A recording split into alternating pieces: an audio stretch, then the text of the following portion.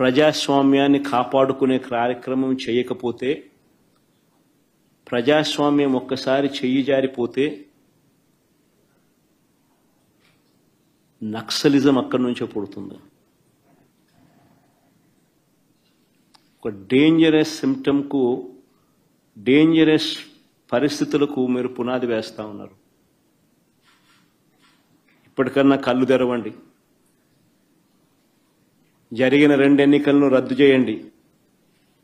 ప్రజాస్వామ్యబద్ధంగా central government forces చేత వాళ్ళ ఆధ్వర్యంలో ఎన్నికలు జరిపించండి.